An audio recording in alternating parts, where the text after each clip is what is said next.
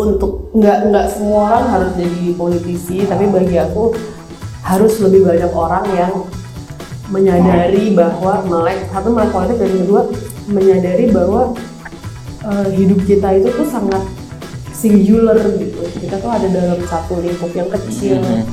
Ini anak muda itu harus mau ngambil peran dalam menentukan kebijakan dan menentukan arah kita tuh mau kemana. Aku harap anak muda ini bisa lebih banyak masuk. Itu sangat keresahanku, Mas, karena kalau teman-teman muda ini nggak masuk berpolitik dan tidak bisa mengilhami politik sebagai sesuatu yang baik, itu nanti kedepannya ya kita akan lebih bobrok dari sekarang. Dan benar-benar warisan ya. Aku ingin juga bisa menyampaikan kepada teman-teman bahwa ya, politik itu service, itu tuh pelayanan. Makanya kan kita wakil rakyat gitu, atau kalau kita jadi. Halo teman-teman semua, balik lagi di episode ke-12 kita di segmen Ngobras. Ngobras itu apa, Mas? Ngobrol bebas. Ngobrol bebas. Jadi di segmen ini kita bakalan ngobrol-ngobrol bebas seperti biasa. Kita kedatangan tamu yang beda hari ini. Jadi kita agak kaget sebenarnya. Kagetnya tuh kayak kok mau ya Mas Kar diajak sini ya gitu ya. Kok mau sih, Mbak? Kira-kira kenapa sih kok mau sih? Karena Mas Bayu. Udah feeling, gila-gila karena Mas Bayu. Punya utang budi apa sih sama Mas Bayu? Gak ada ya. Ya kita kedatangan Mbak Sekar Tanjung, teman-teman. Hai. Mbak Sekar tuh asli Solo nggak sih Mbak? Kok bisa di Solo? Aku asli Solo tuh lama di Jakarta, terus sempat kuliah di luar negeri juga, terus balik ke sini. Di Boston University. Aku di BU. Yang bilang apa? Jurnalistik. Aku jurnalistik. Tuh Mas jurnalistik Mas. Berarti kita hari ini belajar. Jadi kayak cara mengulik orang tuh sebenarnya kayak gimana? Ya? Aku ada tuh kelas khusus tentang itu. Oh iya Mbak, ikut nih, harus ikut kita. Kita harus ikut. Bayar Mbak? Enggak dong. Kita umurnya baru berapa bulan sih namanya dia nih? Belum setahun, setengah tahun aja belum. Dari Mei. Baru Mei loh Mbak. Jadi kita masih banyak belajar. Terus ini dogi juga ini Mbak, kedatangan Mbak Sekar di sini. Gitu. Wow.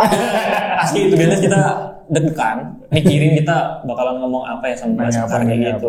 Yang santai aja kan? Iya benar. Karena nggak santai, pas kita santai aja. Tapi kita yang nggak santai ini. mungkin lebih kayak ini kali ya, kita ngobrolin Mbak Sekar secara personal nggak? Mungkin ya kita nyentil politik dikit aja gitu. Mungkin Mbak Sekar juga bosan kali ya ditanya politik terus ya? Enggak sih, Enggak karena ya? justru aku seneng mendapatkan kesempatan untuk berbagi visi misi aku dan hal baru apa yang pengen aku bawa gitu. Jadi emang agak diulang-ulang tapi it's okay. Justru kalau misalnya kita key message-nya berubah-berubah, akhirnya kan orang justru malah bingung nih sebenarnya orang mau ngapain sih gitu kan. Dan justru kalau dia juga mau politik, aku juga senang karena memberikan kesempatan untuk kasih pandangan yang berbeda lah gitu tentang anak muda masuk. Jadi oke kan kayak tadi kan Mas Fadil nanya, ada yang nggak boleh tanya nggak ada, semua everything can be asked. Oke. Tergantung apakah gue bisa jawab atau enggak. Kita mulai dari ini, namanya nih Mbak, Sekar Tanjung. Mungkin banyak yang bertanya-tanya, kok ada Tanjungnya? Apakah adiknya siapa tuh yang ini? Putri Tanjung. Putri Tanjung, apa ada hubungannya itu atau siapa gitu? Jadi sebenarnya nama full aku tuh Sekar Krisnauli Tanjung. Sekar ini Sekar Krisnauli Tanjung itu adalah nama kombinasi antara dua adat orang tuaku. Ibuku itu orang Solo, bapakku orang Sumatera. Ibuku itu Kristina Maharani namanya, makanya namaku ada Krisnya, Kris. Sekar kan bunga bahasa Jawa ya gitu. Nauli itu bahasa Batak artinya yang indah. Bunga yang indah.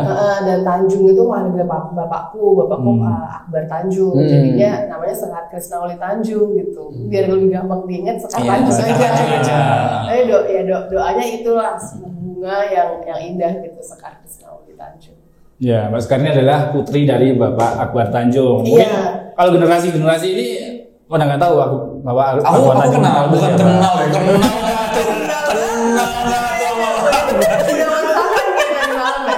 Tahu, aku tahu, Mbak. Kalau umuran aku tahu. Iya. Tapi umuran 2000-an ke atas mungkin ini ya. Iya, kalau teman-teman aktivis gitu, Ah. atau sering berorganisasi itu sampai sekarang pun yang masih duduk di kuliah biasanya tahu. Nah. Tapi kalau orang awam enggak kali.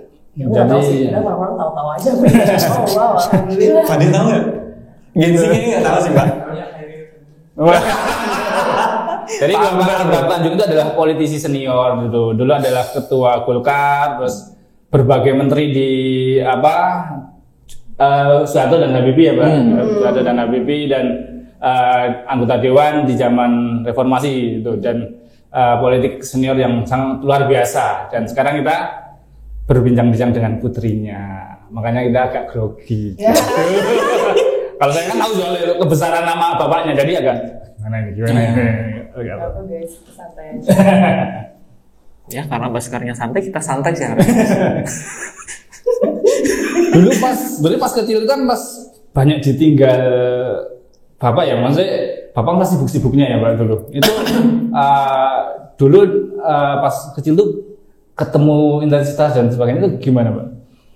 Aku ada beberapa ingat, ada yang nggak ingat sih. Tapi salah satu kegiatan yang kami sering lakukan sebagai keluarga itu kampanye. Jadi kalau misalnya Pak Akbar lagi keliling ya kami Sering ikut. Kami ikut. Waktu dulu kan tahun 1999 tuh pertama kali Golkar deklarasi jadi partai di GBK rame banget di Jakarta. Nah itu ada tuh aku foto umur 3 tahun. 3 tahun udah ikut? Udah ikut pakai topi Golkar gitu. Wow. Jadi kalau aku melihat dari orang tuaku itu menganut konsep work-life integration ya. Jadi bukan work-life balance, tapi work-life integration. Jadi ada kohesivitas di antara itu, di mana acara keluarga itu juga jadi acara kerja. Karena kan pekerjaan orang tua kami itu bukan 9 to 5 office gitu ya Mas ya, tapi ketemu orang gitu. Kita ketemu orang terus, silaturahmi, komunikasi apa segala-gala. Jadi misalnya open house di rumah buat lebaran. Itu adalah termasuk dari tanggung jawab beliau sebagai tokoh, sebagai ketua partai, sebagai menteri. Tapi itu juga dalam momen keluarga gitu kan. Jadi ya seperti itulah gitu. Kemudian ya kampanye, kadang kami ikut acara-acara organisasi, kadang kami juga ikut. Tapi di luar itu ya tentunya adalah liburan dikit-dikit, makan malam. Tapi karena itu aku juga jadi sangat terbuka ya matanya terhadap berorganisasi, bermasyarakat, dan in the end berpolitik juga. Sudah dari kecil ya berarti ya? Udah dari kecil ikutan, lihat, tapi baru sekarang ini betul-betul jadi pelaku gitu. Baru cycle ini. Berarti dulu pas kecil di mana Pak? Kecil dan besar dan sekolah-sekolah itu? Baik di Jakarta. Di Jakarta kecil. Di Jakarta, tapi kalau lebaran kedua pasti selalu kembali ke Solo. Ke Solo ya. Berapa seminggu kita selalu ada open house di kebetulan rumahku di sebelah sana. Jadi tempat kita syuting ini tetanggaan sama rumahku. Deket banget di sana. Kemudian SMA, SMP, SD, SMP, SMA di Jakarta, kuliah baru ke luar negeri, kemudian balik sini lagi langsung. Balik ke kampung halaman. Kampung Solo. halaman ibu ya tadi? Lahir di Solo Enggak, lahir di Jakarta. Oh, lahir di Jakarta. Bisa bahasa Jawa, Mbak?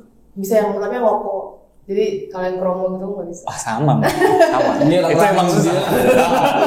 Emang rada susah emang. Ngoko aja kalau aku mah belum terlatih, yang kromo itu seumur hidup deh latihannya. Susah, Mbak. Saya aja yang seumur hidup di Jawa juga susah, kenapa? Jadi kalau ibu berarti pakai bahasa Jawa sama Mbak kalau di rumah? Iya, biasanya kami kalau di rumah itu banyak pakai bahasa campuran lah, kadang bahasa Jawa, bahasa Inggris, bahasa Sumatera, dimarahinnya biasanya pakai bahasa daerah, tergantung. Kayak Batak. Bapak orang Batak. Kadang dimarahin pakai bahasa Batak, kadang dimarahin pakai bahasa Jawa, jadi disitulah kita belajar tentang bahasa daerah. itu Batak sama Solo loh. Batak sama Jawa loh. Kan kayak Batak kan terkesan lebih keras segala macam kan, Mbak. Solo kan ya bayangin aja. Adem gitu ya. Dulu di kuliah di luar negeri. Aku di Boston. Boston University, ambil jurnalistik. Seru berarti sih. ini kita channelnya internasional loh. Kemarin kita ngundang dari Australia. Oh, Korea, iya. Namanya temen Rizhan. Rizhan gitu. Dia Apa ya? Queensland. Queensland, ya. Queensland, Terus iya. pas pulang terus kita tarik buat konten. buat sharing juga. Sana berapa lama Mbak? Aku 4 tahun kemarin. 4 tahun. Ya satu. S1. S1 baru S1. Pengen S2. S2 S3 ya. Itu berarti di USA ya Mbak ya? Iya di USA. Oh. 4 tahun, jadi aku 4 tahun di Boston. Tapi sempat ada 1 semester yang aku di Maroko, di Afrika Utara, sama 1 semester lagi di Washington DC. Itu ngeliput gitu. Wah. Waktu, iya, esensinya iya, tapi waktu di Maroko itu aku kesana karena mau belajar bahasa Arab, sekaligus aku magang sebagai wartawan juga. Kemudian waktu di Washington DC magang sebagai wartawan. Terus lulus selesai kembali ke Selesai. Jakarta 2000 berapa? Langsung balik ke Jakarta 2018. 2018 dan hanya berkarir profesional. Iya, jadi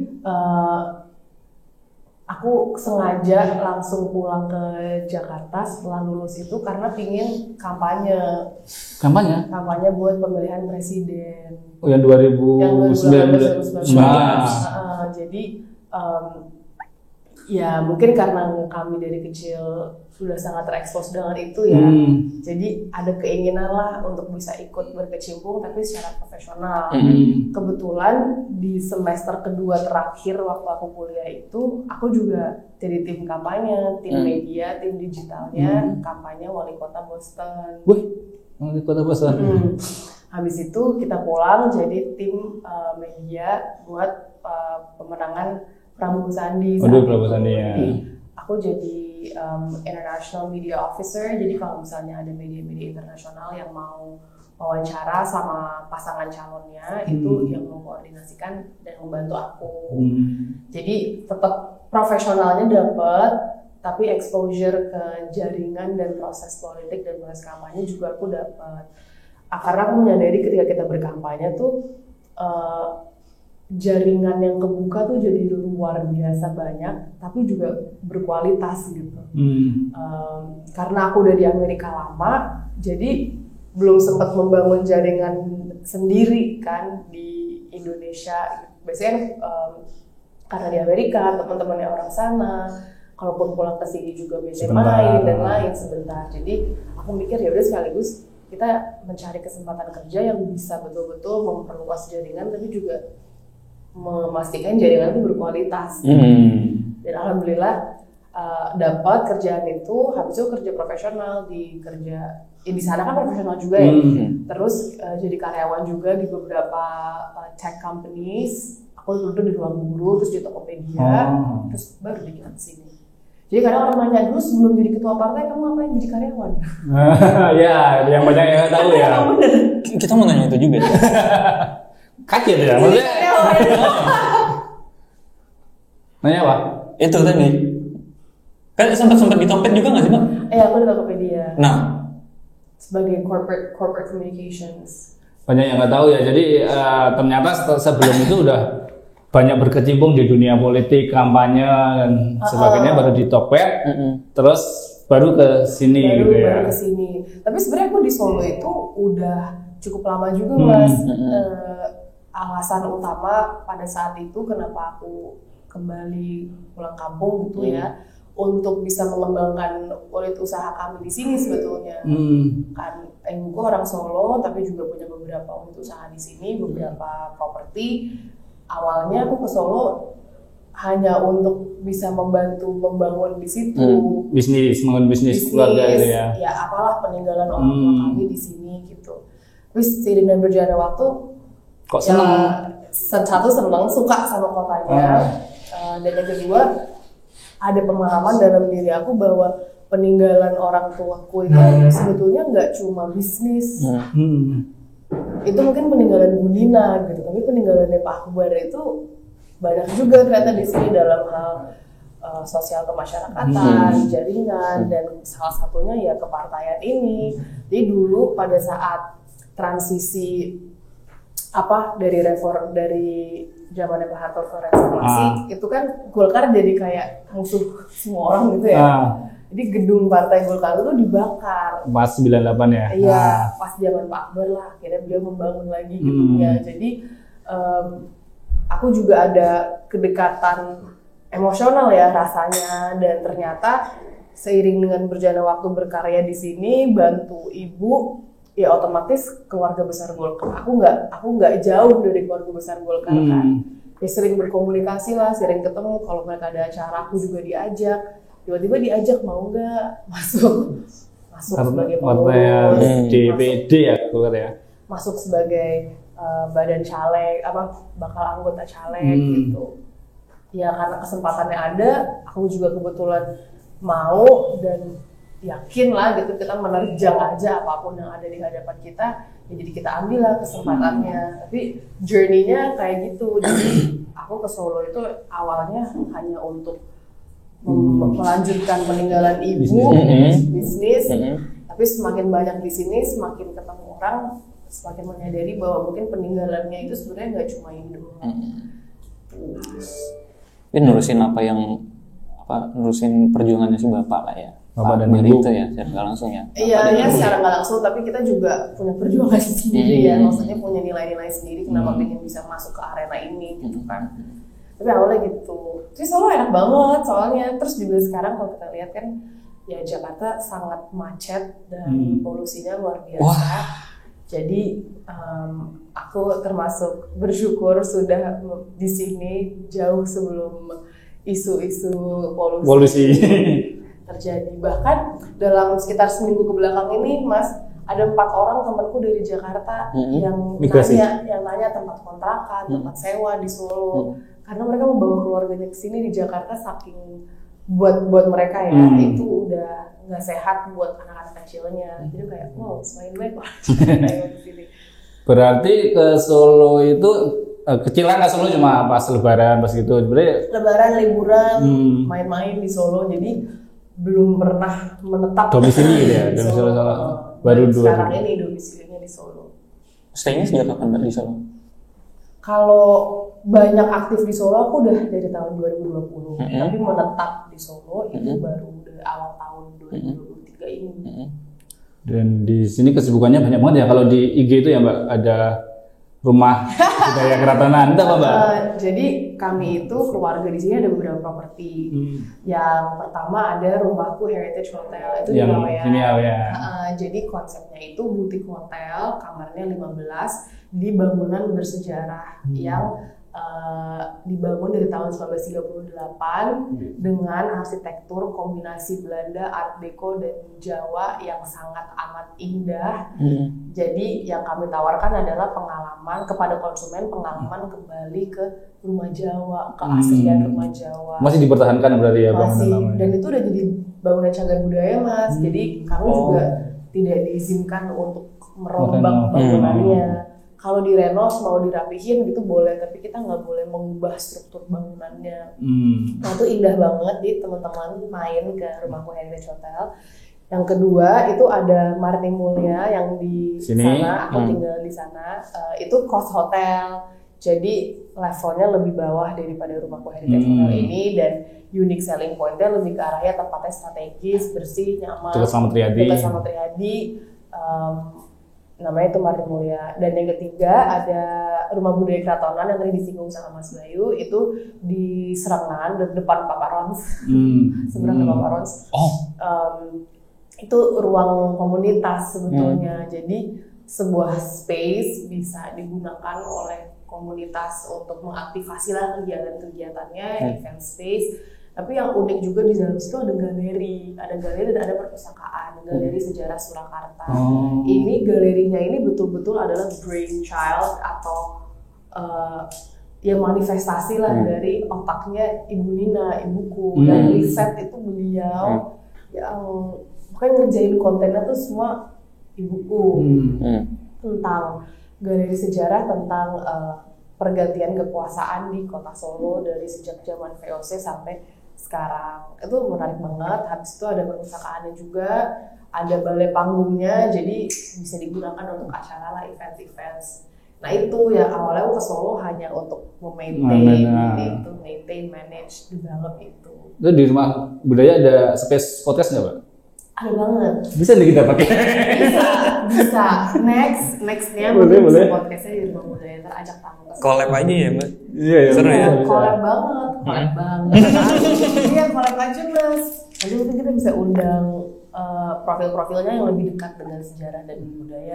Podcastnya bisa di sana. Jadi agak ada niche-nya dikit kan. Iya. Itu berarti dibentuk kayak, kan nggak ada kopinan ya? Apa? Ada tempat, ada restorannya. Ada restorannya. Jadi kita bisa ya kayak gini juga di sana. Itu jadi main sana. siap-siap kita nanti bisa podcast di sana kita. Soalnya Habisnya di follow up ya. Jadi ya. Tapi kita harus belajar dulu, benar-benar belajar kalau kayak gitu. Karena kalau udah kayak gitu tamu kita bukan yang main-main, bro. Startnya dari Mbak Sekar nih, Mbak. Waduh. Biar seru. Mbak Sekar seneng sama seni juga? Iya, aku tuh jadi growing up ya. Kayaknya nih aku nggak tahu keturunan di Bu Lina atau di Pak Akbar, tapi kami itu salah satu tadi ya kegiatan sama keluarga sama orang tua itu kalau misalnya lagi traveling itu pasti ke museum. Wow. Baik museum sejarah ataupun museum yang menampilkan karya seni gitu ya. Jadi bagi aku tuh berdekatan dengan seni itu atau mengapresiasi karya seni itu salah satu hal yang juga bisa menyegarkan gitu kan Mas. Terus juga menstimulasi otak tapi dengan cara yang berbeda daripada mikirin orang lain gitu. Mikirin kerjaan kan juga stimulan ya, tapi ini kalau melihat seni itu atau mengapresiasi karya itu stimulan yang menyenangkan kan. Jadi aku enjoy banget berada dalam ruang-ruang kesenian dan budaya gitu. Lu cocok banget kalau di Solo ya emang ya. Solo kan budayanya kan kental banget. Dan kerennya juga sekarang kan di Solo budaya bukan hanya tradisi ya, juga kreativitas teman-teman Solo tuh juga luar biasa. Dan dikolaborasikan kan sekarang ini ya. Dikolaborasikan. Dan kadang aku suka kalau kita lagi ngomongin tentang budaya, aku suka take it a step further yang mana sebenarnya budaya itu juga bukan cuma tentang tradisi atau tentang karya, tapi budaya juga adalah tentang karakter dan bagaimana kita menjalani keseharian kita kan. Yang menurut aku sebenarnya mungkin bisa lebih banyak tuh diskursus tentang itu bahwa sebenarnya budaya kita tuh, budaya bekerja kita tuh kayak apa sih, budaya berkarya kita kayak apa sih, kita udah cukup proaktif belum atau apa. Kayak kemarin aku ngisi acara sama temen-temen kreatif juga di kota Solo dan pemilik usaha. Terus ada yang bilang bahwa iya kadang tuh mungkin kita di Solo masih suka pekewo gitu ya, untuk mau ngajak collab atau mungkin ngajak jadi tamu di podcastnya atau apalah gitu. Kadang mungkin masih ada tuh budaya-budaya seperti itu yang kemarin kami membicarakan bahwa yang kedepannya hal-hal seperti itu sebaiknya nggak lagi dipertahankan, karena kan untuk meningkatkan budaya kolaborasi kerjasama harus ada yang mulai duluan gitu kan Mas. Kalau dua-duanya sama-sama pekewo, nah saya tahu nih obrolannya siapa ini. Iya kan Mas, kalau dua-duanya pekewo jadi malah nggak jadi apa-apa gitu. Jadi bagi aku kalau kita ngomongin budaya juga penting nih kita bahas tentang kebiasaan-kebiasaan yang mungkin harus kita ubah biar kita bisa naik kelas gitu kan. Itu sih. Ya tapi seni aku juga suka seni. Salah satu hobi aku tuh nonton konser Mas Fadil, tapi sekarang kayak udah susah gitu. Waktunya. Orang nge-gigs gitu. Iya nge-gigs, aku cukup gigs. Terakhir nonton konser apa Mbak? Terakhir yang sangat berkesan dan kayak membekas buat aku, agak pengalaman ibadah ya lebay. Itu nonton Efek Rumah Kaca. Wah, di Jakarta konser rimpang mereka. Iya, album baru kemarin ya. Salah satu band favorit aku di Indonesia tuh Efek Rumah Kaca. Dan kemarin akhirnya dulu ada satu momen waktu aku SMA habis patah hati gitu Mas, patah hati ditinggalin kan. Jadi kerjaannya tuh untuk bisa mendapatkan kayak semangat dan juga semangat ya, itu aku keliling nonton konser aja band-band yang aku suka, dan paling banyak Efek Rumah Kaca. Jadi ada satu periode yang mana Efek Rumah Kaca konser di mana di area Jabodetabek karena aku SMA di Jakarta, dan aku pasti datengin saking aku sukanya Senangnya. sama efek rumah kaca gitu. Dan aku banget gitu ya. Yang paling suka apa Mbak? Lagunya, aduh susah banget lagi. Ayo. Tapi yang aku paling sering Udah diminum ya, Mbak? Oh enggak, yang aku paling sering dengerin itu Debu-debu berterbangan sama Putih. Oh, album-album yang lama itu ya, Putih. Yang album paling baru kan Rimpa. Iya. Sebelumnya kan mereka Sinestesia. Ya, Sinestesia. Nah, Putih itu dari Sinestesia. Kalau Debu-debu berterbangan tuh yang emang udah di awal-awal lama sih. banget. Aku lupa tapi itu nama albumnya apa. Harusnya aku pakai baju RRK nih, Mbak. Habis konser Rimpa, aku beli 2 kaos. Iya. Aku 2 kaos, terus ada kali seminggu itu aku kerjanya cuma ganti-ganti pakai kaos-kaos. Itu dua itu aja. Wow. Fans berat nih. Efek rumah kaca, Mas Kolil. Mas Kolil, nih disapa sama Mbak Sekar. Mas Kolil. Kalau di Kenalan ya, Mas Kolil. Udah beneran apa Mbak? Udah. Udah. Kalau konser-konser yang santai gitu biasanya setelah mereka turun aku selalu foto. Tapi kayaknya Mas Kolil nggak ingin ya. Jadi semoga bisa kenalan. Soalnya lirik-lirik yang Mas Kolil kan agak Wah, gokil, Mbak. Pemerintahan dan politik gitu kan. Jadi kadang aku dengar kayak, oh ini sebuah pengingat nih buat aku yang mau masuk ke dalam laga yang dikritisi oleh lagu-lagunya Mas Kolil. Ya pengingat juga gitu bahwa ruang-ruang kritik kayak gini tuh ada dan harus didengerin gitu. Mas Kolil, you are my inspiration. Kita undang Mas Olil. Ngeri Mas, ngebahas musik. Kita kejutan Mas Sekar. Gokil loh Mas Kolil loh, sumpah. Kemarin yang paling jadiin soundtrack sama Mbak Najwa tuh, yang seperti Rahim Ibu. Seperti Rahim Ibu. Itu gokil tuh. Kita ngomongin politik Seni. Karena kemarin aku ngeliat Mbak Sekar ini juga di Arjok. Iya, sempat main nggak? Jadi lagi hari libur Aktivitas. Terus pas ada temanku yang lagi di Jogja, pas lagi ada Arjok, terus pas lagi ada si kaos itu kan, dan ada pameran fotografi juga. Karya-karyanya Hamengkubuwono ke-9. Jadi yaudahlah kita bersendirian lah dalam satu hari itu dari Solo kan tinggal naik KRL. Mau banget jadi udah keliling aja di tiga tempat seni itu. Wow. Karya-karya bagus banget sih. Udah pada kesana. Aku kemarin mau kesana Mbak. Ya kita sana ya. Udah habis. Aduh, udah kelar bro. Kan kemarin kita sempat mau kesana Mas. Ini sekaligus aku. Minum silakan Mbak. Ini bener. Yang mana? Nyusul. Oh nyusul. Aku dulu apa ya? Oh. Aku punya Fadil. Nyusul kan dia tadi. Nyusul. Biasa. Iya, jadi begitu lah. Mau tisunya? Boleh banget. Thank you. Yes. Ini Mbak kentangnya. Kentang rogeng. Wow, gokil. Gimana kalau kamu udah pernah nonton konser Efek Rumah Kaca belum? Oh, sering banget, Mbak. Wah, sering banget. Ya, Mbak, tuh gila, sombong bener. Itu terakhir pas kayaknya di Jogja dulu. Aku sempat di Jogja soalnya, Mbak. Oke. Terakhir dulu aku di Jogja nonton. Dia barengan sama Danila, sama ada Jason Ranti juga. Tapi nggak di JSC kalau nggak salah. Kayaknya kemarin mereka 2 minggu lalu juga baru main deh Di Cherry Jogja? Pop di Jogja. Nah, Apa jadi tuh? tahu. Apanya? Wih, Apa ini? nyimak banget ya, emang fanatik banget. Itu aku udah pengen nyusul, masa aku udah pengen naik kereta ke Jogja, ambil yang sore gitu. Ada rapat, ada konsolidasi, terus kayak no, padahal tinggal Efek Rumah Kaca. Balik lagi. Ya, aku nggak jadi ke Jogja, Oh, jadinya nggak nggak jadi jadi. bisa nonton Ya konsernya. Berarti sekarang kenapa Mbak? Kita kan masih muda ya Mbak, sekarang masih muda, terus anak-anak muda sekarang kan lebih mementingkan kayak gitu. Kalau daripada konsolidasi nonton konser aja, terus mending main sama temen.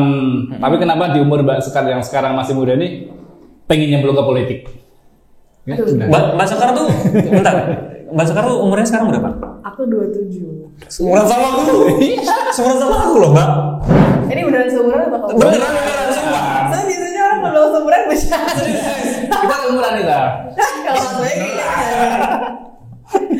Iya, kenapa Mbak? Kenapa mulai untuk Kan tadi nonton konser itu Mbak tadi terjun ke politik selain meneruskan apa yang udah? Iya, selain itu Mbak. Iya.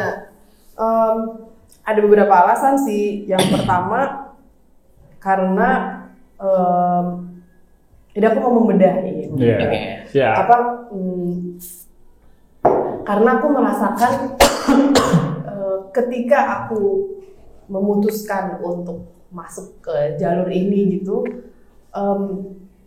banyak hal-hal dalam hidupku tuh yang lurus gitu loh. Maksudnya align lah, everything is in alignment gitu.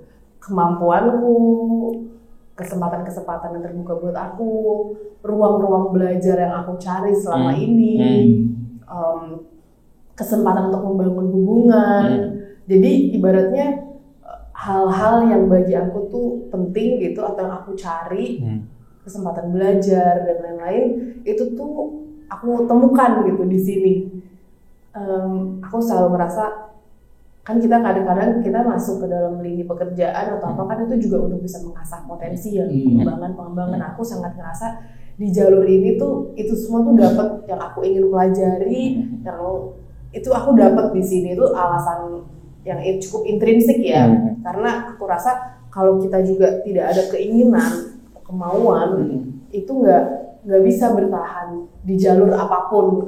Kalau kita terpaksa atau semuanya karena faktor-faktor eksternal, itu sulit untuk bisa mau bangun lagi dan menghadapi tantangan-tantangan. Dan yang berikutnya yang agak lebih idealis gitu, yang lebih visi besar, ya kalau kita anak muda nggak ada di ruang-ruang politik, anak muda juga akhirnya nggak akan ada di ruang-ruang kekuasaan, Mas. Anak muda jadi susah untuk bisa ada keterwakilan kan. Dan politik itu kan jangka panjang. Kita nyoba sekarang belum tentu bisa sekarang. Kita harus coba lagi mungkin next cycle atau apa. Dan menjadi sangat penting untuk kita mulai sekarang agar kita juga dipertimbangkan oleh senior-senior ini. Dan yang aku lihat sebenarnya banyak banget masalah-masalah yang kita alami di generasi kita yang tidak pernah dialami oleh generasi-generasi pendahulu, dan mungkin tidak akan dialami oleh mereka ke depannya gitu. Misalnya isu-isu seperti climate change, itu kan sesuatu yang sangat kontemporer ya. Dan yang mengalaminya itu sekarang kita, dan insya Allah dengan umur panjang kita akan masih mengalami ini gitu 40-50 tahun yang lagi. Sedangkan mungkin para senior yang juga udah jauh lebih tua daripada kita, ya kita nggak tahu apakah mereka akan selama itu gitu kan mengalami isu ini, isu-isu baru yang juga memerlukan solusi-solusi baru. Nah kalau misalnya kita anak-anak muda ini nggak masuk ke dalam ruang-ruang itu, akhirnya apa yang kita inginkan itu bisa jadi tidak terwakilkan gitu dalam kebijakan, dalam program. Jadi ya harus kita ini harus mulai masuk biar memastikan bahwa apa yang menjadi kepentingan kita itu juga akan diwakili dan akan ada hasilnya juga. Karena ya 60% nanti pemilihnya, hampir 60% pemilihnya itu anak muda, 40 tahun ke bawah. Kalau seandainya nggak ada representatif dari mereka kan juga sama aja bohong gitu kan. Dan harus ada regenerasi dalam apapun, dalam usaha misalnya kita kan pasti selalu ada regenerasi kan, Mas. Dalam apapun lah, kegiatan apapun tuh pasti untuk menjaga keberlanjutan harus ada regenerasi. Nah inilah saatnya kita anak muda ini masuk. Aku di situ sih. Dan kalau misalnya anak muda nggak masuk, nggak ada gagasan-gagasan baru, ide-ide yang refreshing, kebiasaan-kebiasaan yang baru, akhirnya politik kita juga akan gitu-gitu aja. Walaupun bagi kami ini yang masih muda, untuk bisa melahirkan sesuatu yang baru itu juga menjadi tantangan tersendiri ya. Tapi kalau nggak ada yang mau ngelakuin itu, nggak ada yang mau mencoba menantangnya, ya kita complacent aja, kayak gini-gini aja. Mungkin itu jiwa Batak, jiwa Batak aku ada di situ. Jadi tapi semua itu dilandasi oleh kemauan secara pribadi yang cukup kuat. Kalau enggak, aku udah nonton konser kemarin, Mas. Kalau enggak, aku nonton konser dan nggak jadi konsolidasi gitu kan. Tapi ya disitulah akhirnya menarik juga sih akhirnya kalau hari-hariku gitu ya sangat berbeda dengan menjadi karyawan. Berarti keinginan itu udah ada sejak lama Mbak? Maksudnya kan Mbak Sekar itu kuliah di luar negeri terus akhirnya memutuskan untuk balik. Nah memutuskan untuk balik itu apakah memang untuk akhirnya terjun ke dunia politik ini atau memang ya udah jalan dulu aja atau gimana? Aku tahu bahwa suatu hari aku akan masuk politik. Aku tidak bisa mengelak ya. Mengelak ya. I can't deny ada ikatan di ada ketertarikan gitu yang besar. Tetapi aku nggak nyangka akan masuk secepat ini. Semudah ini ya. Semudah ini. Kemarin tuh aku mikirnya 2029 lah gitu baru masuk gitu kan, kerja dulu, kita bangun portfolio apa segala-gala. Nah, justru tuh waktu kesempatannya itu terbuka tuh aku deny terus Mas.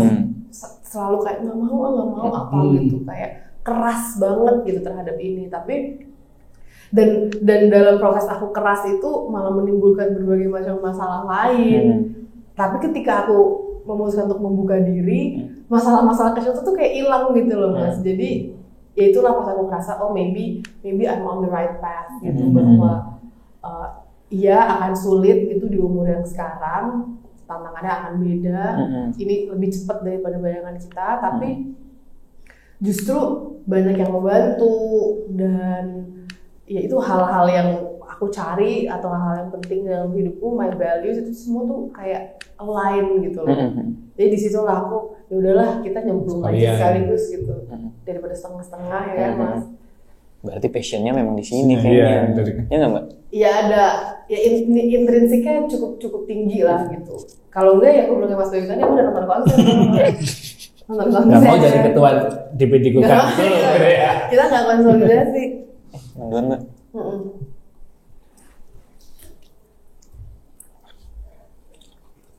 Iya. Mbak kan masih muda banget. Seumuran sama aku beneran. Soalnya tadi kan kita riset ya Mbak. Cek lah. Padahal scrolling. Oh scrolling IG aku ya. Aku yang nge-stalk juga, terus ya lihat ya nyari kabarnya Mbak Lekar. Terus masuknya tahun 14, lulusnya 14, lulusnya 18 ya Mbak. Yang 14 tuh Sangkatan.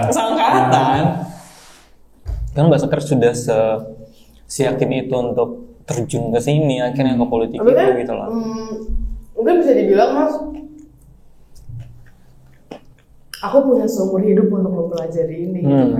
Bukan mempelajari tapi merasakan minimal. Iya, aku ada seumur hidup berdekatan dengan ini gitu. Jadi iya aku masuk di umur 27 tapi aku udah di umur 3. Iya, makanya itu dari umur 3 udah nyemplung sama udah bersentuhan. Paling benar katanya Mas Bayu bersentuhan. Aku udah dari umur 3 bersentuhan sama ini gitu.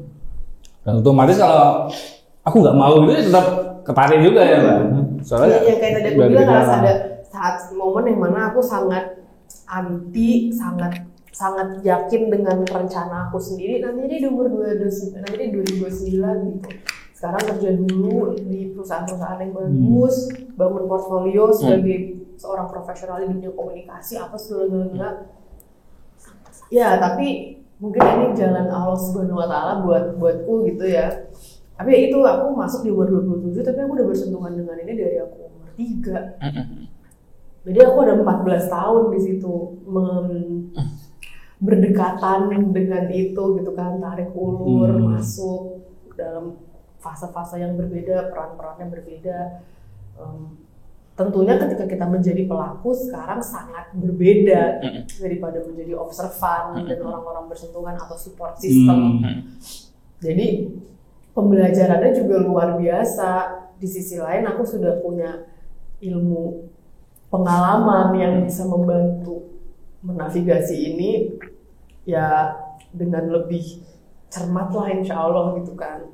Tapi ya itu aku masuk umur 27 tapi aku udah ada bersentuhan dari umur 3. Jadi ya put that into perspective jadi kayak oke, gitu kan. Tantangan setelah masuk, tantangan apa Mbak yang dihadapi? Aduh baik banget Mas.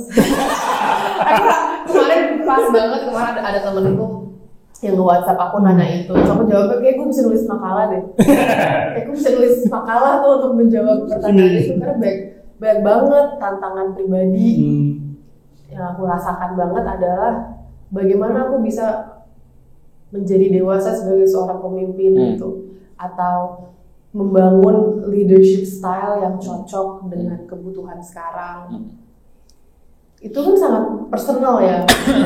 Tapi itu menjadi sangat penting untuk kita jawab bagi aku ya. Itu misalnya satu. Terus menyeimbangkan polemik yang ada. I'm very young gitu kan, aku muda banget. Tapi kaderku semua udah tua-tua. Golkar kan partai yang lama ya. Jadi inilah problem Golkar di Solo juga, regenerasinya kurang lancar. Jadi aku bersinggungan dengan orang-orang seumuran orang tuaku. Itu kan apalagi di budaya Jawa ini anak muda yang memimpin gitu gimana? Itu sebuah polemik sendiri. Belum lagi kita ada di kota yang partainya juga bukan partai penguasa. Jadi itu melahirkan dinamika lain gitu. Terus banyak lah mas intinya. Belajar banget ya. Jadi belajar banget gitu. Makanya kadang kalau misalnya aku nulis di caption aku karena aku suka nulis. Jadi biasanya aku memaknai ruang caption itu tuh juga untuk aku mengasah tulisan dan mengkomunikasikan se-truthful mungkin gitu apa yang aku lagi alamin. Aku berusaha untuk dalam konten aku itu se-honest mungkin lah gitu, karena aku nggak mau jadi pejabat atau jadi tokoh atau apa yang setelah dapat jabatan tuh jadi formal banget, jadi berubah gitu loh mas. Karena ini kan orang juga mau kenal ya sama kita. Jadi misalnya aku suka nulis di caption aku bahwa dalam perjalanan ini tuh jatuh bangunnya ada banget, halang rintanya aneh-aneh banget, ketemu sama orang-orang yang juga sangat unik-unik. Tapi setiap hari tuh momen untuk belajarnya jadi banyak banget gitu kan mas. Kayak kita sebagai ketua partai, agenda pertama mungkin bisa bakti sosial gitu ya, bersihin sungai. Agenda kedua sowan sama keluarga apa, silaturahmi sama organisasi masyarakat apa. Terus yang agenda ketiga misalnya kita ikut ya sosialisasi gitu ke masyarakat, betul-betul ketemu sama masyarakat di tingkat akar rumput. Tapi agenda berikutnya kita bisa makan sama pemilik perusahaan terbesar di Asia Tenggara gitu misalnya, atau di Solo lah paling enggak. Itu ada banget dalam hidup seorang politisi gitu ya. Di macam-macam ini ya. Macam-macam banget. Itu kan kontras banget akhirnya masih kita. Saya makan sama Konglo gitu, ketemu sama owner perusahaan konglomerat, tapi habis kita ikut bakti sosial sama bapak-bapak bersihin sungai di kampung Batik Laweyan di belakang sana. Jadi itu juga kalau nah itu kan sebenarnya ribet ya untuk memposisikan diri, terus harus ganti omongan tuh kan ngomongin di tempat batik sama ngomongin ke konglomerat beda banget ya. Tapi itu kan ruang-ruang belajar yang sangat kaya gitu. Jadi aku mungkin kenapa akhirnya juga bisa melalui tantangan-tantangan yang banyak dan aneh itu karena kami melihat ini sebagai momen buat belajar. Dan anak muda kalau belajar nggak banyak sayang banget. Aku melihatnya di situ. Jadi ya di tempat apa ya udahlah, mungkin down dikit gitu, sad, sedih apa, bergumul dengan berbagai macam perasaan. Tapi yang aku paling syukurin adalah kalau aku nggak ada di sini aku nggak bisa belajar sebanyak ini. Nanti jadinya apa ya Tuhan yang akan menentukan gitu kan. Tapi sih gue pengennya nanti jadi ya. Pengennya sih jadi ya, teman-teman semua mohon didoakan. Kalau yang didoakan mohon dicoblos. Nomor 1 ya? Insya Allah kali nomor 1. Tapi partainya nomor 4. Kalau sedang kayak gitu keresahan-keresahan gitu yang sering diajak cerita sih, sering. Wow, agak personal ya. Boleh. Sudah langsung. Bapak kan pengalaman boleh. Ini bukan. Ya teman-teman ada, tapi ibuku. Betul ibu. Bu Nina itu kan juga sudah mendampingi Pak Akbar dari awal ya masih. Jadi Bu Nina, kalau Pak Akbar kampanye itu, Bu Nina ikutan. Di sampingnya. Ikutan jadi bintang tamu juga. Karena kebetulan beliau suka nyanyi, suaranya juga bagus. Jadi Bu Nina lah yang nyanyi Teh Rajana, yang nyanyi Kopi Dangdut, melalui kampanye apa, lagi ketemu masyarakat. Dan intinya betul-betul ikutlah dalam laga itu. Ada foto lagi mau konvensi Partai Golkar yang genting banget, terus dalam ruang meeting itu antara Pak Akbar dan rekan-rekannya itu ada Bu Nina. Jadi sebuah bentuk pasangan yang juga sangat aku aspire tuh gitu ya. Itu jadi beliau itu juga udah asam garamnya juga ngerasain gitu kan, Mas. Dan mungkin karena Bu Nina orang Jawa dan perempuan, jadi aku lebih banyak konsulnya itu ceritanya lebih banyak ke Bu Nina. Ya Pak Akbar ya udah sangat luar biasa lah dengan karir politiknya, masuk ke level-level yang lebih personal, human touch, apa itu aku lebih banyak ke ibu. Dan yang aku pelajari juga politik itu kan sebenarnya tentang memanusiakan manusia lain ya, karena politik itu salah satu industri yang akan sangat susah disrupsi oleh teknologi, karena everything is people, person to person gitu. Kita negosiasi mau bikin undang-undang apa gitu, kita mau koalisi sama siapa, itu kan semua manusia kan, Mas. Dan itu kan akhirnya bagaimana kita tuh bisa memanusiakan manusia lain. Kalau kita mau ajak partai A kerja sama kita atau orang B, fraksi B kerja sama kita, harus ada basis kita suka sama orang itu dulu gitu kan, Mas. Jadi sebenarnya sangat mendasar gitu, ilmu-ilmu yang sangat mendasar bagaimana kita bisa menghormati orang lain, karena dalam bersaing, politik itu saing, ya berarti kita bermusuhan gitu kan. Nah, hal-hal kayak gitulah yang aku paling banyak tuh dapat dari ibu gitu, dan ya mungkin beliau juga perempuan ya, jadi tantangan-tantangan sebagai perempuan beliau juga bisa memahami gitu. Kayak minggu lalu, ya kayak makan ini aja nih, aku sering banget dalam situasi-situasi yang perempuan itu cuma aku. Nah, ya aku harap juga itu bisa berubah ke depannya ya, lebih banyak lagi perempuan dalam situasi ini gitu, dan untuk curhat kayak gitu ke ibu akhirnya lebih dapet lah wisdomnya, apalagi beliau orang Jawa dan kita berpolitik di Solo yang Jawa banget. Masih banyak yang aku tidak bisa lakukan, Mas, masih banyak banget yang harus diperbaiki, tapi ya itulah ruangnya gitu kan. Anak muda belajar banyak, it's okay justru harus sekarang. Itu seru kok. Ya kita bawa dengan seru aja gitu. Dengan ceritanya seru ya. Nah, ini kawan-kawan kalau Bang sering mau ikut aku berkampanye, bersosialisasi, aku akan sangat dengan senang hati. Sering, Mas, karena kalau temanku dari Jakarta itu aku ajak. Jadi lu tuh harus tahu gitu, Jakarta tuh bubble banget. Dan kebetulan temanku yang suka datang ke sini biasanya orang-orang Solo juga yang emang darah Solo, jadi datang sekaligus ketemu keluarganya, ketemu aku gitu. Aku suka ajak untuk nggak semua orang harus jadi politisi, tapi bagi aku harus lebih banyak orang yang menyadari bahwa melek politik, dan yang kedua menyadari bahwa hidup kita itu tuh sangat singular gitu. Kita tuh ada dalam satu lingkup yang kecil.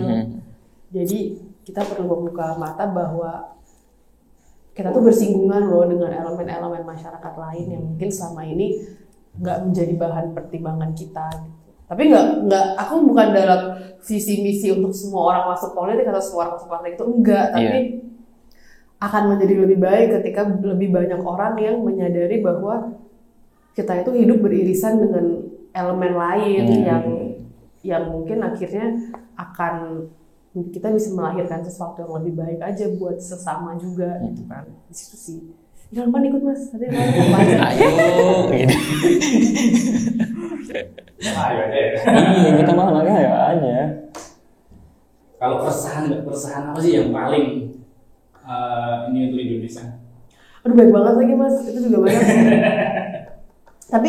Tapi kalau aku itu ada beberapa yang utama ya. Yang utama tuh bagi aku adalah ini anak muda itu harus mau ngambil peran dalam menentukan kebijakan dan menentukan arah kita tuh mau kemana. Di tengah anak muda yang sekarang apatis ya mungkin ya. Sebenarnya, Mas, anak muda tuh nggak apatis. Kalau aku lihat ya, banyak banget komentar di dunia digital kan tentang negara ini bobrok, politisinya korupsi, ini pengusaha-pengusahanya terlalu banyak menghasilkan profit yang lain nggak kebagian. Itu kan sebenarnya kritikan-kritikan yang real. Tapi yang disayangkan adalah kemauan untuk mau melakukan sesuatunya itu tuh kurang. Jadi kita terlena dengan komentar aja gitu, terlena dengan hanya beropini gitu. Jadi bagi aku sebenarnya teman masyarakat itu anak muda khusus itu sangat kritis, sangat kritis. Lah kemarin aku sempat nge-post di TikTok aku gitu ya, aku silaturahmi dengan partai lain yang mungkin bagi audiens aku itu partai ini tidak sesuai dengan visi misi mereka gitu. Jadi dikomentarin lah konten aku ini dengan partai ini apa segala-gala. Jadi kan sebenarnya mereka memperhatikan gitu. Mereka nggak tahu. Tapi mungkin apa yang setelah itu akan dilakukan itu nggak ada, belum terwadahi mungkin satu belum terwadahi, dua bingung juga harus ngapain.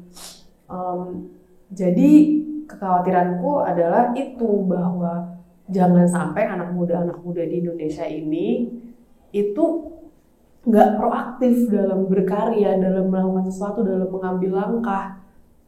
Karena ini klise, pasti kita udah selalu dengerin ya, bahwa masa depan tuh milik kita, tapi tuh itu emang bener gitu kan. Itu emang seril itu 20 tahun lagi yang akan menjadi ketua DPR adalah orang-orang kayak kita gitu.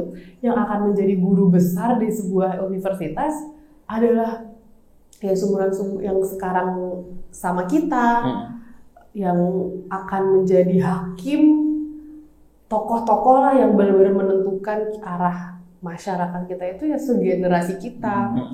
Tapi jadi sangat sayang ketika kita ini nilai kemauannya tuh belum ada gitu untuk mau melahirkan sesuatu, menghadirkan solusi gitu. Dan tantangan di Indonesia tuh banyak sekali. Jadi menjadi sangat penting bahwa masyarakatnya itu tuh proaktif lah gitu, Mas. Ya kita berkarya aja dengan apa yang kita bisa. Makanya kalau aku percayanya selalu do what you can with what you have for what you believe gitu. Kita lakukan apa yang kita bisa dengan apa yang kita punya untuk apa yang kita percaya. Nggak usah mulai dari yang gede-gede banget gitu kan. Kayak misalnya Mas Sena sama Mas Fadil di sini pingin konten, pingin sharing, yaudah kita ambil kamera aja langsung bikin YouTube gitu kan. Nggak usah harus sampai sempurna juga, karena kita akan belajar seiring dengan berjalannya waktu gitu. Dan karena kita di jalur politik, aku juga berharap kedepannya lebih banyak anak muda yang mau masuk, karena segala hal yang kita alami dalam hidup itu tuh melalui proses politik gitu kan, Mas. Harga French fries yang kita makan ini segini, itu adalah dampak dari, adalah juga pertimbangan dari harga pasar gitu kan. Kalau misalnya harga kentang naik, ini pasti harganya akan naik nih harga kentangnya. Dan harga pasar ini ditentukan juga oleh kebijakan-kebijakan yang dibuat oleh para pemegang kepentingan yang duduk di DPR, menteri gitu kan. Ini harganya tetap segini atau naik 5.000 bulan depan yang kita bayar, itu akan tergantung oleh orang-orang itu gitu kan, Mas. Yang mana salah satu jalurnya adalah dengan masuk politik. Jadi karena kita di jalur ini, aku juga sangat berupaya gitu biar teman-teman muda tuh mau masuk gitu.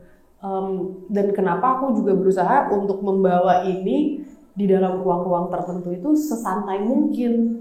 Kalau aku lagi ngomong sama polisi juga mungkin aku nggak bisa santai ini gitu, sama ketum sama siapa. Tapi kan kita juga harus tahu ya, Mas, kita lagi ngomong sama siapa. Kalau aku lagi ngomongin politik sama teman-teman yang nonton ini, terus aku kayak bahas tentang organisasi lah, PO, apa segala itu bosan. Jadi makanya tadi pas Mas Adi nanya, Mbak kita bahas politik dikit nggak apa ya? Nggak apa-apa. Justru aku ingin berusaha untuk mengajak dan menunjukkan politik itu susah, yes. Kadang juga menyeramkan, yes. Tapi nggak suram kok. Nggak suram gitu. Dan sebenarnya semua lini pekerjaan itu akan menyeramkan dan akan susah pada waktunya juga. Kita mau jadi konglomerat itu juga susah banget, juga menyeramkan banget gitu kan. Dari pengusaha kecil mau naikin omset 10 kali lipat itu juga susah banget, juga nyeremin banget gitu. Jadi mau jadi musisi, dari yang musisi lokal kita mau bisa menang AMI, nanti mungkin akhirnya bisa dapat Grammys, itu kan juga perjuangan yang menyeramkan dan susah.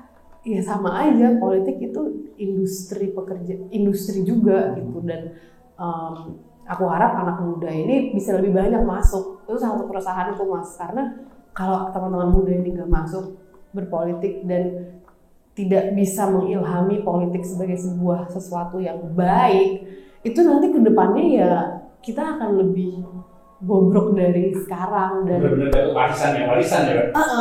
Dan kita malah jadi nggak mengubahnya menjadi lebih baik gitu kan. Jadi ya aku harap dengan aku masuk, dengan adanya Mas Gibran, pemimpin muda, dan lebih banyak kan sekarang tokoh-tokoh muda itu juga jadi bisa lebih mewakili gitu ya. Mewakili, tapi juga meremajakan lah Mas politik dan kepemimpinan, dan berada dalam ruang-ruang pengambil keputusan atau kekuasaan gitu ya. Jadi keresahanku di situ, dan aku mencoba untuk bisa menjawabnya dengan, bukan menjawab, tapi aku mencoba untuk bisa menjadi bagian dari solusinya itu dengan di sini gitu.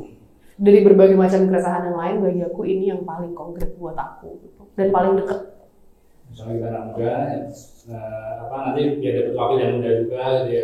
Wakil yang muda, aku ngeliatnya lebih ke arah buat 10-15 tahun ke depan sih Mas, bahwa isu-isu yang kita alami sekarang yang mungkin tidak dipahami oleh tokoh-tokoh yang lebih senior, itu juga bisa ada solusinya gitu loh sekarang dan juga ke depan. Misalnya mental health, itu kan sesuatu yang betul-betul dirasain ya Mas sama kita-kita yang masih muda ini. Aku kemarin sempat ngisi, disuruh penyuluhan di kayak pencegahan KDRT gitu. Tapi aku kan belum, ya bilangnya belum pernah mengalami dan belum menikah.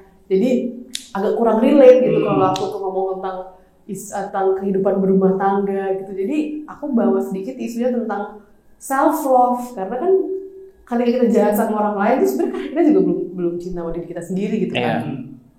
Nah ternyata teman-teman ini yang masih SMA, SMK dan kuliah itu ternyata ngerasain banget bahwa mereka sangat insecure, selalu anxious, bingung mau pilihan ini itu. Dan kan aku juga punya yayasan yang relawannya itu anak-anak muda kuliah. Bisa kasih. Itu kalau kita ajak ngomong tentang anxiety, bingung mau kemana, terus rasanya tuh selalu kayak penuh dengan masalah tuh, it's real gitu, ternyata tuh real. Dan kalau kita ngajak orang tua kita ngomong tentang itu kan pasti mereka biasanya nggak get ya maksudnya. Dan kalau aku ngelihat ini kedepannya tuh bisa menjadi sesuatu yang yang emang problematik gitu. Dan termasuk lagi dari budaya juga bagi aku bahwa kita ini anak-anak muda jangan sampai terlalu banyak anxious malah, karena ketika kita anxious kita jadi nggak mau gerak gitu kan. Dengan kebanyakan scrolling lah, kebanyakan itu apa segala-gala. Nah ini isu-isu yang jarang banget dikeluarkan oleh tokoh-tokoh senior, dan sedangkan kedepannya ini pasti akan masih ada kesempatan kerja yang persaingannya udah bukan global lagi tapi sama robot gitu kan. Itu sesuatu yang mungkin tokoh-tokoh senior nggak alamin. Jadi beban yang kita alami sekarang tuh juga nggak dirasakan gitu. Bayangin Mas, kita sekarang mau lulus kuliah, itu kan kayak kesannya tuh, kesempatannya tuh banyak banget ya. Aku bisa ngapain aja gitu, bisa konten aja gitu, itu ngasihin duit. Bisa menghasilkan uang juga dengan berkomentar di toko online. Sekarang kan kita kalau nulis review kan kadang nggak ada yang dibayar ya Mas. Post live.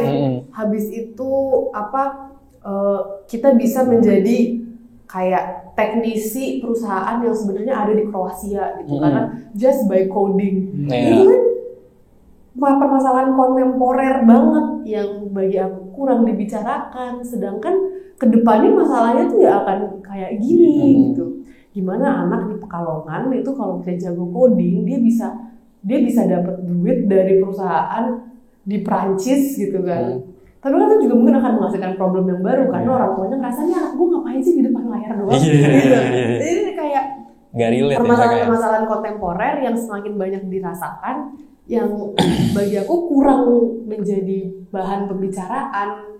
yang harusnya lebih banyak lagi ruang-ruang pembicaraan ini gitu. Isu-isu tentang isu-isu konvensional itu sekarang diskusinya udah sangat kontemporer. Itulah kayak ketenaga kerjaan gitu, anak-anak kuliah sekarang mikirnya udah bukan aku mau ngapain atau mau kerja apa, sekarang ya kerja apa tapi tuh lebih kompleks lagi gitu kan. Sekarang semakin banyak opsinya. Jadi gitulah, hal-hal kayak gitu yang sangat menjadi my concern gitu ya. Di sisi lain kalau kita melihat riset, walaupun dunia itu semakin ramah teknologi, justru skill sets yang paling dibutuhkan itu untuk masuk dalam pekerjaan itu skill sets yang sangat manusiawi, kreativitas, kemampuan bekerja sama, kepemimpinan gitu, rasa ingin tahu, itu kan bukan skill sets yang kita pelajarin kayak diajarin rumus gitu ya. Mas, ini bener-bener skill sets manusia gitu. Jadi kan itu dikotomi gitu ya, dunia semakin lama semakin technology friendly, tapi untuk kita bisa menjadi manusia yang sukses secara karir pekerjaan justru lebih banyak dibutuhkan kembali manusia itu gitu. Itu kemarin aku baca di World Economic Forum gitu, aku salah satu publication yang aku suka baca ya, isu-isu kayak gini yang ketika kita omongin ke audiens yang tepat tuh ternyata kena banget gitu, bener juga ya gitu. Tapi kan nggak banyak nih kita kalau ngelihat orang-orang ngomong, misalnya politisi-politisi anggota DPRD kita ngomongin ketenaga kerjaan, kan bukan ini yang diomongin, yang diomongin pabrik gitu. Walaupun itu juga benar sih Mas gitu. Tapi lah makanya lah lebih banyak anak muda yang masuk, jadi ruang-ruang yang belum ada isinya tuh bisa diisi. Karena emang permasalahannya tantangannya ya emang se-diverse itu, sebanyak itu. Jadi yes, yang lebih senior ngomongin tentang hal-hal yang real juga, tapi permasalahan kita alami sekarang itu tuh juga nggak berarti nggak real. Yang tantangannya adalah ketika kita sudah masuk, insya Allah nanti aku terpilih, bagaimana bisa ada sinkronisasi antara ini. Nah inilah yang ribet juga ada di sini gitu. Tapi ya kita harus mau melalui yang ribet-ribet. Kalau nggak kalau di partai kemarin kan tetap gini ya. Nah, sekarang juga masih ada lah gitu kan. Maksudnya ya aku juga harus mawas diri bahwa aku belajar cara kerja teman-teman senior, tapi teman-teman senior juga belajar nih, anak masih muda dari Jakarta kuliah di luar negeri, itu kan kayak hal yang sangat beda dengan mereka ya Mas ya, yang udah 20 tahun di sini, jadi di posisi yang sama, dapat jabatannya selalu bagus gitu kan. Ini kan makanya saling baik belajar lah gitu, saling sinergi dan mau membuka diri, itulah sebuah hal-hal yang kompleks lainnya tapi seru banyak belajar. Ya pertanyaannya ada lagi? Ada ini. Ini aja deh Mbak, aku mau nanya. Politik buat Mbak Sekar itu apa sih Mbak? Politik buat aku tuh panggilan ya, bukan profesi. Itu juga sesuatu yang selalu ditanamkan oleh teladan-teladan kami gitu, bahwa jangan sampai kita masuk politik itu melihat ladang profesi. Profesi itu kan berarti kita juga mencari duit dari situ ya Mas. Kayak aku sebagai karyawan gitu, profesinya sebagai corporate communications ya aku digaji gitu kan. Dan ya tentunya ketika kita nanti menjadi wakil rakyat juga ada gajinya, ada tunjangannya, ada apa. Tapi masuk ke situ tuh bukan ladang buat kita mencari duit sebanyak-banyaknya gitu. Dan makanya aku melihat politik sebagai panggilan, it's a service, it's pelayanan. Ya aku berharap nilai ini akan selalu bisa aku pegang teguh gitu, sampai seiring dengan berjalannya waktu. Karena godaan-godaan itu pasti ada, kalau kita dengar dari senior-senior itu pasti ada.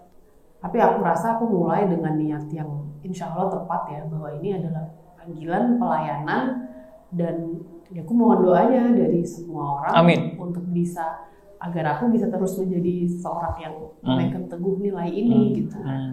Kita nggak akan pernah tahu kedepannya akan jadi kayak apa, jadi ya semoga nilai ini bisa terus ditanamkan aja. Dan aku ingin juga bisa menyampaikan kepada teman-teman bahwa ya politik itu service ya, politik itu pelayanan. Makanya kan kita wakil rakyat gitu, atau kalau kita jadi gubernur, bupati kan kita emang kerja buat orang lain ya, maksudnya kita bekerja untuk masyarakat gitu. Dan itu harus menjadi sesuatu yang kita sadari, dan semoga kedepannya juga politisi muda lainnya juga melihat itu. Kalau kita melihat tokoh-tokoh zaman dulu, Mas, politisi-politisi zaman dulu tuh mereka hebat banget, dan nilai ini tuh masih sangat kental gitu bagi mereka.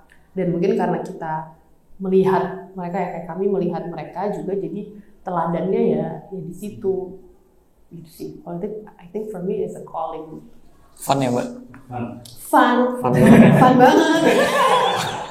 Ya agak serius dikit tapi it's fun gitu kan. Dan ya aku harap teman-teman yang nonton ini juga jadi bisa ngelihat bahwa bisa emang serius tapi nggak harus serius terus kok gitu. Ada seru-serunya juga. Di situ lah. Serunya di situ, Mas. Seru sekali. Sampai lapar kita makanannya belum datang ya.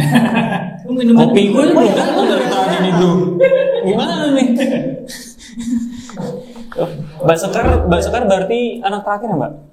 Aku ragil dari 4. Lah, yang nyemplung ke politik cuma Mbak Sekar. Di tahun 2024 ini kebetulan kami bertiga nyalek. Oh my god. Bertiga berarti kakak-kakak. Cewek semua ya, Mbak? Perempuan semua. Jadi kakakku yang paling tua itu nyalek untuk DPR RI di Sumatera Utara. Oh. Yang nomor 3 itu DPR RI juga di Riau. Oh. Aku di Jawa, aku di Solo. Baru tadi aku mau nanya kenapa milih Solo? Karena di Sumut ada kakak ya, Pak? Kakakku di Sumatera Utara, sama satu lagi di Riau. Tapi aku di Solo juga karena kan sebelumnya emang udah banyak aktif di Solo. Jadi awalnya kan untuk itu yang tadi kan, jadi kesini. Baik, aku nanya, berarti terakhir dulu kan kata Mas Bayu kan Mbak Sekar bolak-balik ke sini cuman pas Lebaran, cuman pas kalau ada acara keluarga segala macam. Setelah ngelihat Solo yang sekarang tuh gimana, Mbak? Apa perubahan di Solo yang paling mencolok atau? Menurutku pembangunan ya. Banyak banget infrastruktur yang baru gitu kan, dan hal-hal baru yang terjadi, dan yang paling penting adalah gimana kita anak-anak mudanya bisa mengaktifkan hal-hal baru yang sudah ada ini. Itu concernku di situ gitu. Misalnya banyak sekali komunitas yang ada di kota Solo. Ya gimana akhirnya komunitas ini tuh bisa melahirkan karya-karya yang mengaktifkan infrastruktur yang udah ada, tapi juga ikut memajukan teman-teman yang lain gitu, elemen komunitasnya gitu kan. Kalau misalnya kita lahir dari pekerja seni misalnya, kan sekarang udah lebih banyak yang ruang-ruang buat galeri, atau kita bisa kolaborasi sama coffee shop, bikin pameran di dalam coffee shop, itu kan udah jadi sangat lazim ya. Ya gimana itu bisa menjadi sesuatu yang bermanfaat buat para pekerja seni ini yang mungkin selama ini masih merasa harus punya galeri sendiri nih. Terus sebenarnya kalau teman kita punya coffee shop, pajang aja karyanya di sana. Misalnya kayak gitu kan. Ya dan kan itu kan emang butuh cara berpikir yang baru ya, dan biasanya cara berpikir yang baru ini lahir dari pemain-pemain baru ya, anak muda inilah, dan itu akan menjadi sangat sayang kalau teman-teman di kota Solo yang aku selama ini kenalan tuh sangat kreatif, mumpuni, itu nggak mengoptimalkan kesempatan ini sebaik-baiknya untuk bisa ya berkontribusi balik lah ke kotanya gitu. Itu sih pembangunannya luar biasa banget. Nyaman sih buatku Solo sekarang. Iya, aku Kalimantan. Oh, di Kalimantan. Sama kayak Mas Adi. Nah, kan dengan seperti ini kira akan ada masalah baru, misalnya kemacetan. Karena Solo macet banget. Sama kayak Jogja dulu ya, Mbak. Jogja dulu kan belum semacet ini, akhirnya macet banget. Nanti macet banget, nanti mungkin kita bisa jadi punya masalah mirip kayak Jakarta, apa polusi gitu. Nah ini kan, tapi it's not bad gitu. Dan yang aku juga pengen bisa menyampaikan ke teman-teman bahwa problems are not necessarily bad. they just mean change. That change is always hard gitu kan. Yang aku ngelihat itu kalau misalnya kita stuck di karakter atau budaya yang nggak proaktif gitu, yang kewohan, itu kita jadi akan sangat sulit beradaptasi dengan perubahan-perubahan ini. Dan inilah yang perlu pelan-pelan juga kita asah gitu kan Mas. Ya itu problem is not necessarily, but it just means change. Misalnya macet. Sekarang aja kita udah ngerasain Solo makin every weekend itu macetnya kayak apa. Ya itu adalah konsekuensi dari sebuah perubahan dan bisa kemajuan, bisa kemudian, tapi itu adalah sebuah konsekuensi dari sesuatu. Ya kita harus cari solusinya aja gitu. Jadi aku pengen kita tuh solutions oriented gitu. Jadi emang butuh ada elemen-elemen yang mengkritisi dan lain, tapi abis itu and then what can we do about it gitu kan ya. Kita berkarya aja untuk bisa menyelesaikan itu gitu misalnya. Ya apapun lah yang perlu dilakukan. Nah kalau misalnya kita anak muda nggak ada dalam ruang-ruang ini untuk mengambil keputusan, untuk nanti menjadi bagian dari elemen masyarakat yang menentukan gimana cara mengatasi permasalahan macet di Solo, ya akhirnya kan kita yang muda ini yang hidup di sini kebutuhannya nggak terpenuhi gitu kan Mas. Ya itulah sekali lagi kenapa anak muda harus lebih banyak masuk ke ruang-ruang pengambil keputusan, dan karena kita berada dalam sistem pemerintahan politik demokrasi ya salah satunya masuk ke jalur politik, walaupun nggak semua harus jadi politisi juga. Tapi ikut ambil andil lah di situ, partisipasi dan dari komen pasti akan nggak semua orang juga akan mau mungkin memindahkan gagasan dari komen itu menjadi karya atau jadi sesuatu itu, tapi kalau semakin banyak orang yang mau kan akan menjadi lebih bagus gitu Mas. Itu sih. Ya anak muda kita nyemplung. Tapi aku menemukan tagline baru. Tadi ya obrolan kita dengan Mas Karjo, kita ngobrol berjalan ya. Padahal kita sebenarnya lebih santai. Santai sih aku, santai sih. Seneng banget aku sama obrolan ini. Kita obrolannya biasa. Ini itu dari kita ya. Sudah 1 jam lebih. Oh nanya satu lagi Mas. Terus ini Mbak sekalian closing statement. Waduh. Mas sekarang lagi sibuk apa? Mungkin ada plan ke depan, mungkin ada kegiatan. Lagi banyak event kan mungkin sekarang di Solo, mungkin boleh diobrolin sekalian closing statement. Ya kesibukanku adalah berkampanye ya guys. Kebetulan aku Star Tanjung ya, itu menjadi bacalek di Kota Solo dari Partai Golkar, ini baju warna kuning. Dari Partai Golkar Dapil Laweyan, insya Allah nomor urut 1. Mohon teman-teman berkenan mencoblos dan mungkin nggak cuma itu, tapi ikut mengawal ya teman-teman, dilihat kinerjanya seperti apa, dikritisi it's okay, ajak ngobrol. Dan itu udah menjadi cara teman-teman berpartisipasi dalam proses kita bermasyarakat gitu. Nggak semua orang juga harus nyalek. Jadi selain mendukung, mendoakan dan nantinya insya Allah menyoblos, tapi mengawal aku juga untuk bisa insya Allah tetap di jalan yang dibutuhkan dan yang baik. Itu hajatku yang paling besar, tapi di antara itu lainnya ada banyak hal-hal event lain yang semoga teman-teman bisa support. Kalau suka dengan obrolan kita hari ini, bisa juga follow aku di Instagram dan TikTok @sekar_tanjung TANDJUNG, and we can continue this conversation. Dan mungkin pesanku buat para penonton, baik yang masih muda ataupun yang sudah lebih senior, tapi khususnya buat teman-teman yang masih muda, itu jangan lelah belajar tentang dunia, tentang sesama, dan juga yang paling penting tentang diri sendiri. Thank you. Itu dia bro, itu closing statement dari Mbak Sekar Tanjung. Jangan lupa di